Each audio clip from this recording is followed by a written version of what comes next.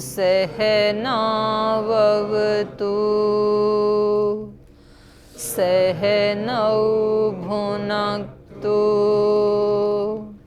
सह वीर्यं करवावहै तेजस्विनावधीतमस्तु मा विद्विषावहै। ॐ शान्ति शान्ति शान्तिः।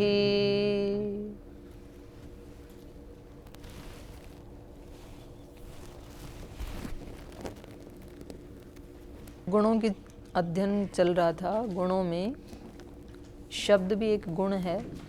तो शब्द और अर्थ के संबंध के विषय में हम पढ़ रहे थे कि शब्द और अर्थ का ना तो संयोग संबंध है परस्पर और न ही समवाय संबंध है शब्द और अर्थ का। तो फिर पता कैसे लगता है? शब्द बोलने से अर्थ का ज्ञान होता है ना, तो कैसे होता है?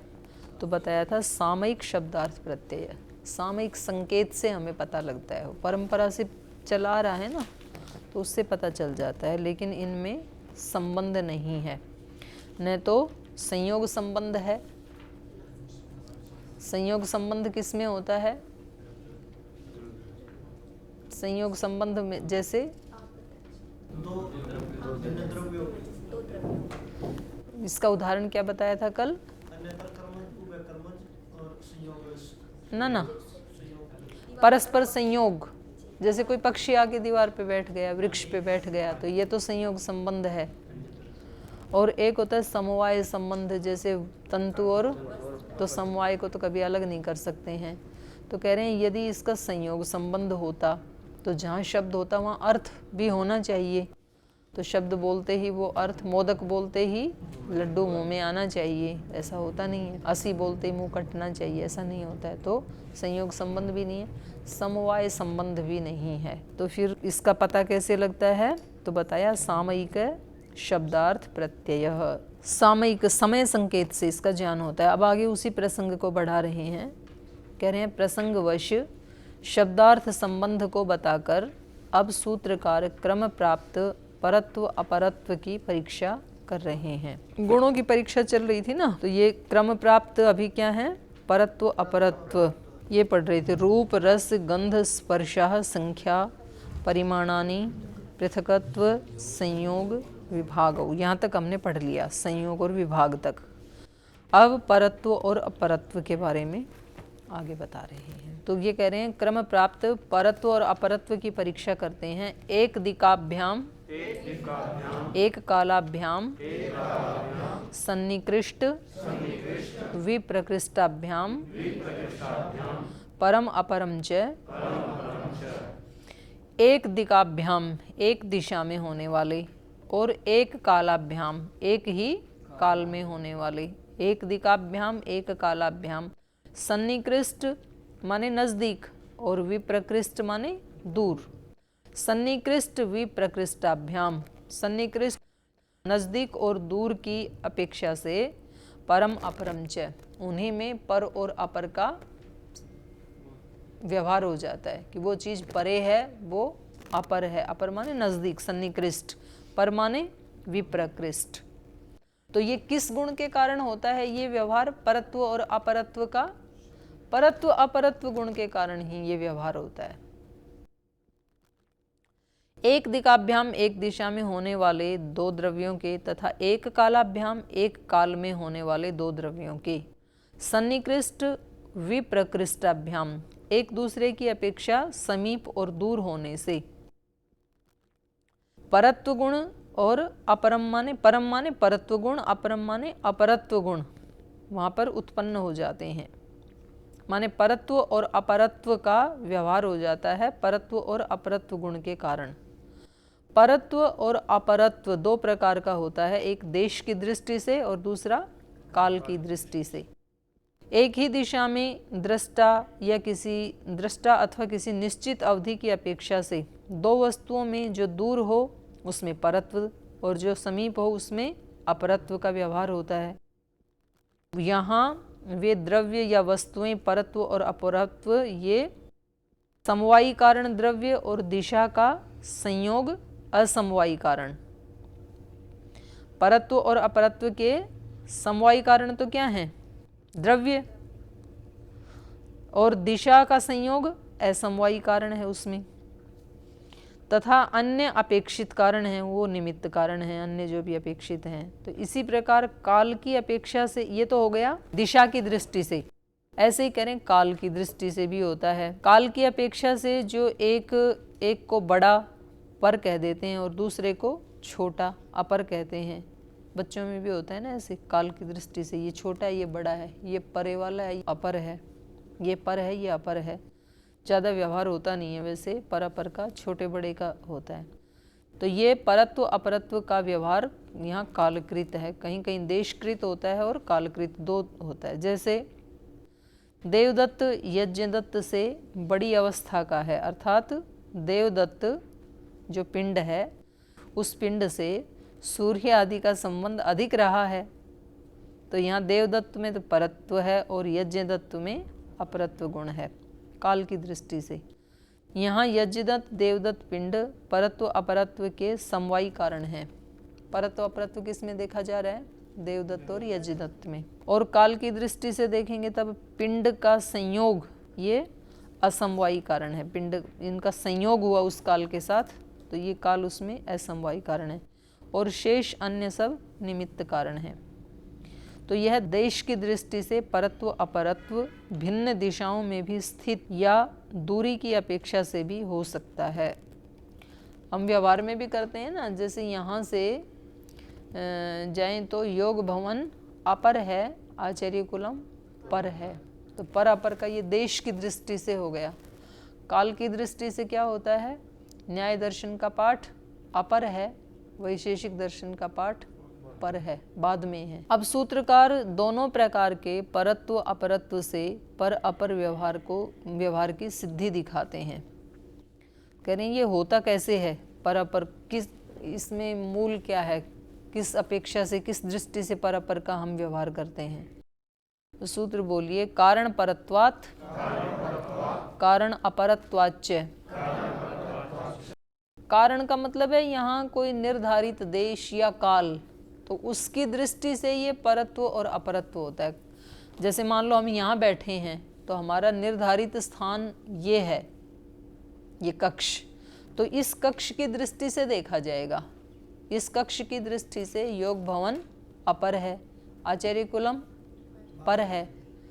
तो ये कारण की दृष्टि से कारण परत्वात्, इस कारण से परे होने के कारण आचार्य कुलम को पर कह रहे हैं, और कारण अपरत्वाच्च, इस यहाँ कारण से ये नजदीक है इसलिए उसको अपर कह रहे हैं। कारण परत्वात्, कारण माने निमित्त, अवधि, निर्धारित देश या निर्धारित काल। तो इससे परत्व, परत्व माने दूरी या अधिकता होने के कारण कारण अपरत्वात्, कारण माने निमित्त और अवधि, इससे अपरत्व समीपता या न्यूनता होने के कारण पर और अपर व्यवहृत होते हैं। दैशिक परत्व अपरत्व में निश्चित अवधि या किसी निश्चित सीमा से दो वस्तुओं में जिस वस्तु की दूरी अधिक है उसमें परत्व का, जिस वस्तु की दूरी कम है उसमें अपरत्व का व्यवहार होता है। जैसे दिल्ली से एटा पर है और अलीगढ़ अपर है, क्योंकि आचार्य जी का अपना जिला है ना अलीगढ़, इसलिए उसकी का उदाहरण दे दिया। यहाँ दिल्ली से अलीगढ़ की अपेक्षा से एटा में परत्व और एटा की अपेक्षा से अलीगढ़ में अपरत्व होगा, निरपेक्ष नहीं होगा।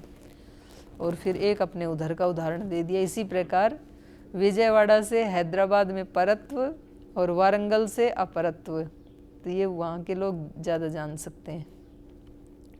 आप यहाँ की दृष्टि से जान सकते हैं। यहाँ की दृष्टि से जैसे यहाँ बैठे हैं तो भाद्राबाद अपर है, हरिद्वार पर है। इधर जाएंगे तो रुड़की अपर है, मुजफ्फरनगर पर है।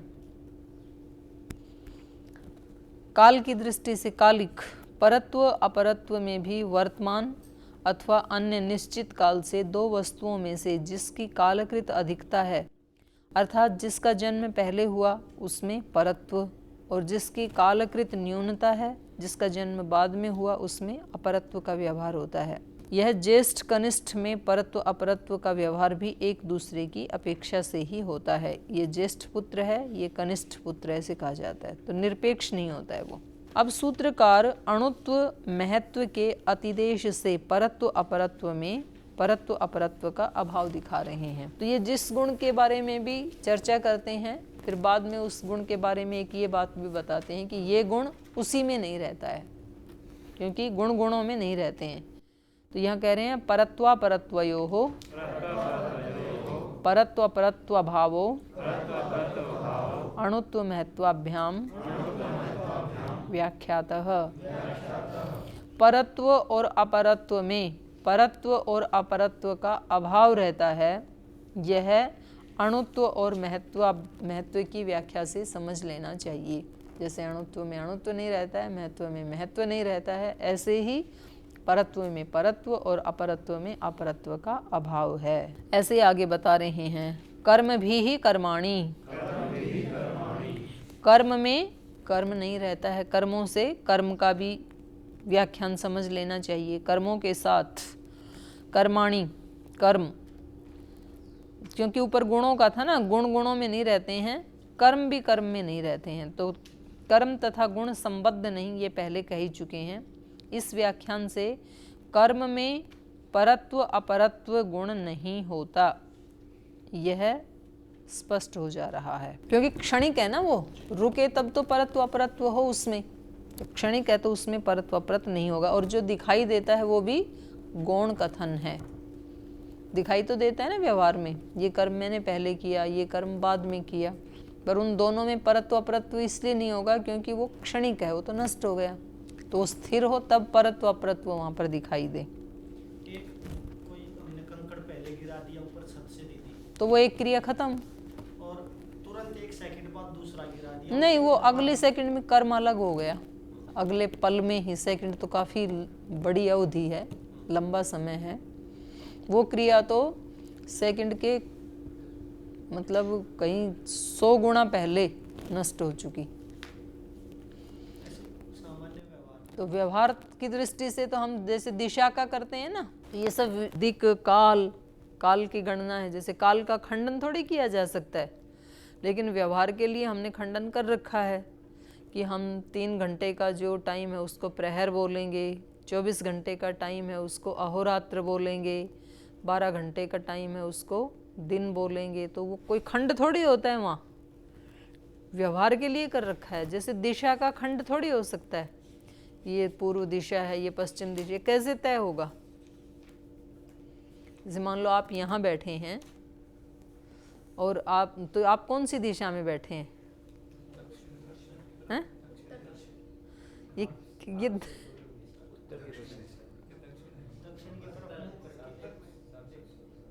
नहीं, ये किसकी अपेक्षा से है?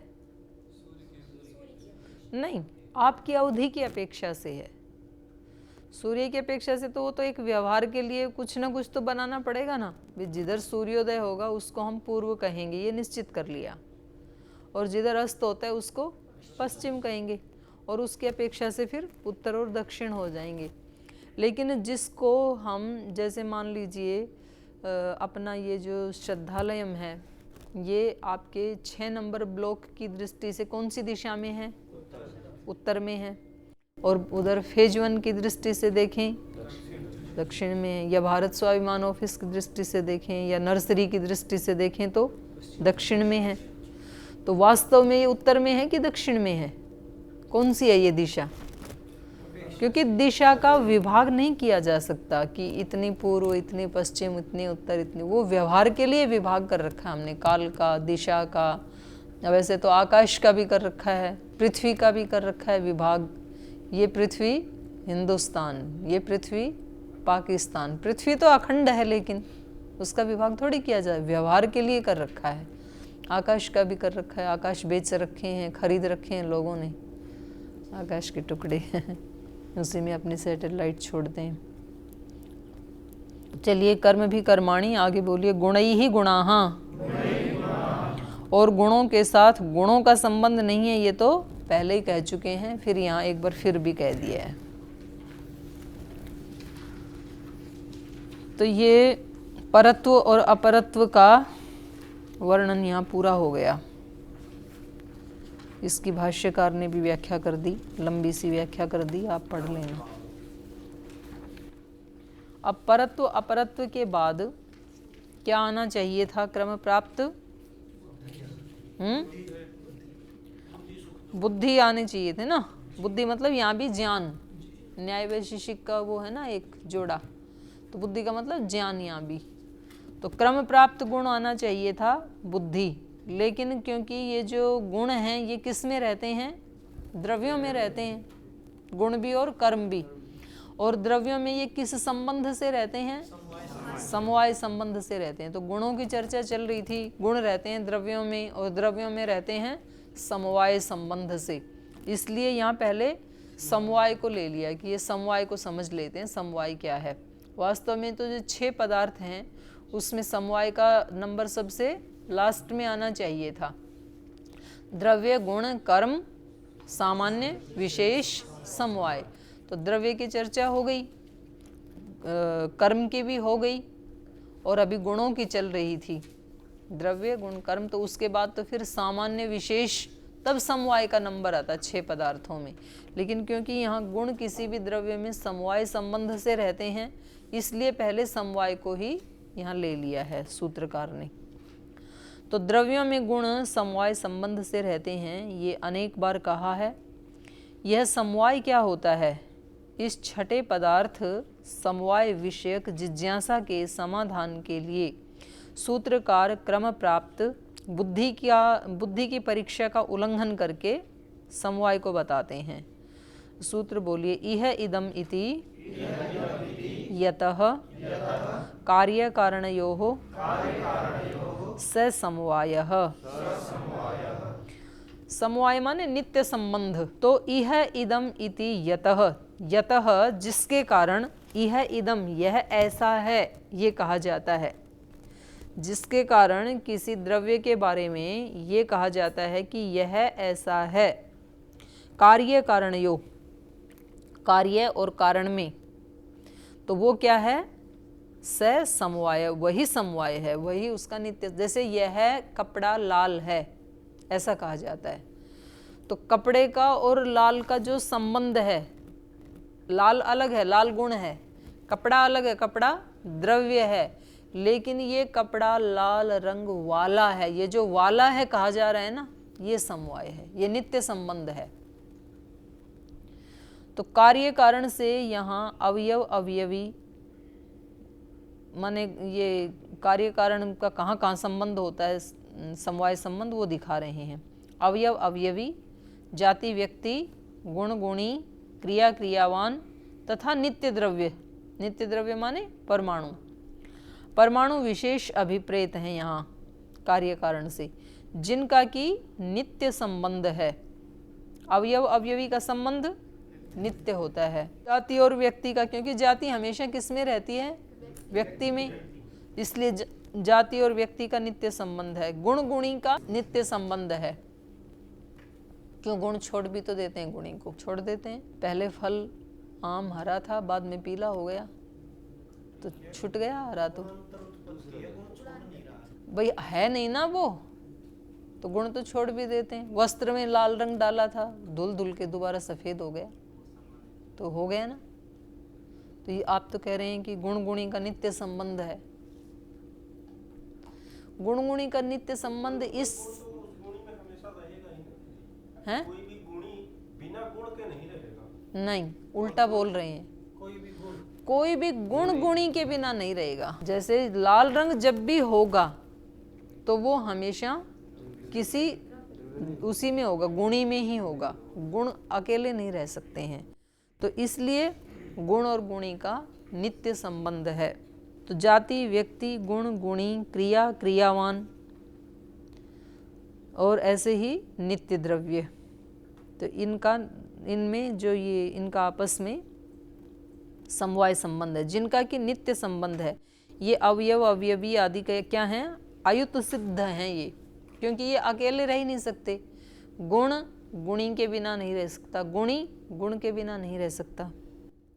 अर्थात जिनमें से एक सदा दूसरे के आश्रय से ही रहता है, स्वतंत्र होकर कभी नहीं रहता, उन सब का संबंध समवाय संबंध है। समवाय कारण अलग होता है, ये समवाय संबंध के बारे में बता रहे हैं, ये आपको ध्यान रहे। तो संयोग संबंध से समवाय संबंध में भेद यह है, संयोग संबंध उन द्रव्यों का होता है जो पहले अलग हुए और फिर जुड़ गए। माने संयोग संबंध हमेशा किनका होता है? युत सिद्ध द्रव्यों का। युत सिद्ध माने एक घड़ा है फिर दूसरा घड़ा है, दोनों को पास ला के रख दिया, तो ये जो इनका संयोग हुआ ये कैसा है? संयोग संबंध, संयोग हुआ है उनका। और ये दोनों द्रव्य कैसे थे? युत सिद्ध, माने स्वतंत्र रूप से उपलब्ध होकर के मिले हैं। पहले स्वतंत्र थे, अब पास आ गए। किंतु समवाय संबंध अयुत सिद्धों का होता है। युत सिद्धों का माने जो कभी अलग नहीं हो सकते हैं, अर्थात कभी स्वतंत्र रूप से उपलब्ध न होने वाले द्रव्यों का होता है। जैसे एक घट का दूसरे घट से संयोग संबंध तथा तंतु का वस्त्र के साथ समवाय संबंध है। जैसे ये दोनों संयुक्त हो गए, ये जो व्यवहार करते हैं ना भाई, ये दोनों संयुक्त हो गए, तो ये व्यवहार कहाँ होगा? जहाँ वो दोनों अलग अलग थे। यह व्यवहार संयोग संबंध से होता है। वैसे ही यह इदम, इसमें यह है, इस प्रकार के व्यवहार का हेतु है समवाय संबंध, अर्थात इसमें यह है। ऐसे नित्य संबंध को समवाय संबंध कहते हैं। अब समवाय नामक पदार्थ को द्रव्य गुण आदि से भिन्न बताते हैं, क्योंकि समवाय भी छठा पदार्थ है ना एक। तो कह रहे हैं ये समवाय क्या है? तो कह रहे हैं ये ना तो द्रव्य है, ना गुण है, और ना ही कर्म है, ना सामान्य है, ना विशेष है। पांचों से अलग है ये समवाय। जैसे कल संख्या का बताया था ना, रूप रस गंध स्पर्श आदि से अलग है, एकत्व आदि भी इनसे अलग है। ऐसे ही समवाय भी इन द्रव्य गुण कर्म सामान्य विशेष से अलग है। तो द्रव्यत्व गुणत्व प्रतिषेधो भावेन व्याख्यातः। द्रव्यत्व गुणत्व प्रतिषेध, द्रव्य होने और गुण होने का प्रतिषेध समवाय में। समवाय में द्रव्यत्व और गुणत्व का प्रतिषेध भाव के व्याख्यान से जान लेना चाहिए। भावेन व्याख्यात, जैसे भाव अलग है ना, ऐसे ही समवाय भी अलग है। भाव क्रिया अलग है ना, पीछे पढ़ा था कि भाव क्रिया एक ही होती है हमेशा, इसलिए उसमें एक वचन आता है। तो कह रहे हैं पिछले सूत्रों के अनुसार जैसे सत्ता, जाति, द्रव्य, गुण, कर्म, इनसे अर्थांतर माने सब भिन्न भिन्न अर्थ वाले हैं, वैसे ही समवाय भी द्रव्य गुण कर्म से भिन्न है, क्योंकि यह द्रव्य आदि से विलक्षण प्रतीत होता है। जैसे उदाहरण दे रहे हैं, वस्त्र रूप वाला है, तो कह रहे हैं यहाँ पर ये जो वाला शब्द आया ना, ये समवाय संबंध है। वस्त्र अलग है और रूप अलग है, और उन दोनों का संबंध अलग है। तो उन दोनों का जो संबंध है, जिसके लिए कहा जाता है कि ये इस रूप वाला है, तो यही समवाय है। तो समवाय किससे अलग अलग हो गया? द्रव्य से भी अलग है, गुण से भी अलग है, कर्म से भी अलग है। अब पूर्वोक्त समवाय संबंध का सत्ता के साथ सत्ता के समान एक होना बताते हैं। ये तो अनेक अनेक है ना, द्रव्य कितने हैं? 9। कौन कौन से? पृथ्वी जल आदि 5, और दिक् काल आत्मा मन 4। तो 9 द्रव्य हैं। गुण कितने हैं? 24 हैं। कर्म कितने हैं? 5 हैं। तो द्रव्य गुण कर्म। और सामान्य कितने हैं? 1। सामान्य माने जाति, तो वो भी 1 होती है। और विशेष कितने हैं? अनेक। और समवाय कितने हैं? 1। तो कह रहे हैं जाति के समान, सत्ता के समान समवाय भी 1 होता है। तो अब पूर्वोक्त समवाय संबंध का सत्ता के समान 1 होना बता रहे हैं। सूत्र बोलिए, तत्वम भावेन। तत्वम समवाय का 1 होना, भावेन भाव सत्ता के द्वारा ही व्याख्यात समझ लेना चाहिए। जैसे भाव एक होता है वैसे ही समवाय भी एक होता है।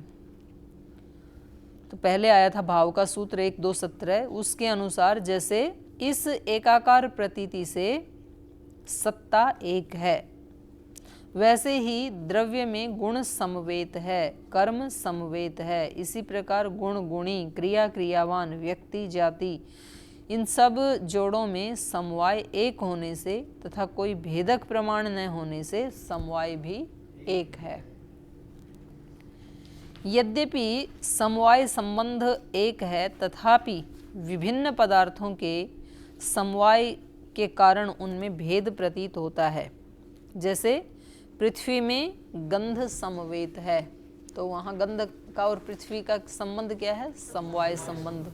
ऐसे ही अग्नि में उष्णता समवेत है, आकाश में शब्द समवेत है, फिर भी समवेतत्व एक ही है। ठीक है ना, समवेत होना, ये समवेत जाति तो एक ही है ना सब में, तो समवेतत्व एक होने से समवाय को एक ही समझना चाहिए। तो ये आपका सप्तम अध्याय तो पूरा हो गया। तो गुणों की परीक्षा चल रही थी, ये समवाय तो बीच में आ गया था क्योंकि गुण हमेशा द्रव्य में समवाय संबंध से रहते हैं, तो इसलिए बीच में समवाय को भी बता दिया और समवाय संबंध को भी बता दिया। लेकिन गुणों की परीक्षा में परत्व और अपरत्व के बाद क्रम प्राप्त कौन सा गुण था फिर? बुद्धि। तो उसके बारे में ही बता रहे हैं अब।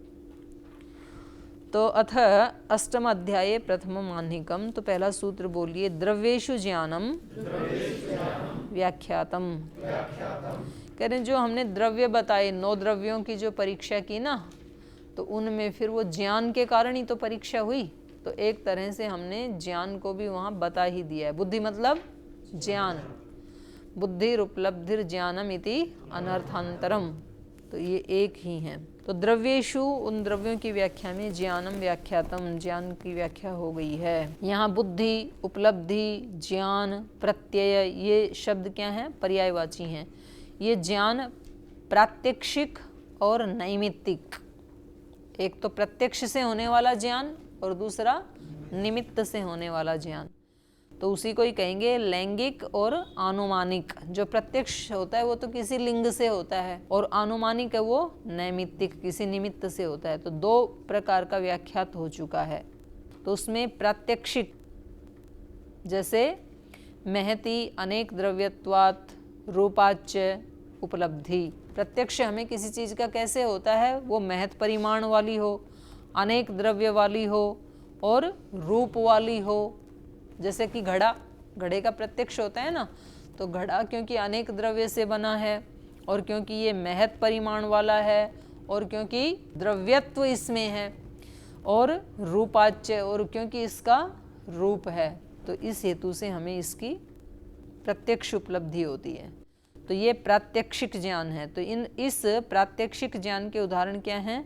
रूप रस गंध स्पर्शवती पृथ्वी, रूप रस स्पर्शवत्य आपो द्रवा स्निग्धाः, तेजो रूप स्पर्शवत। तो ये सारे प्रात्यक्षिक ज्ञान के उदाहरण हैं।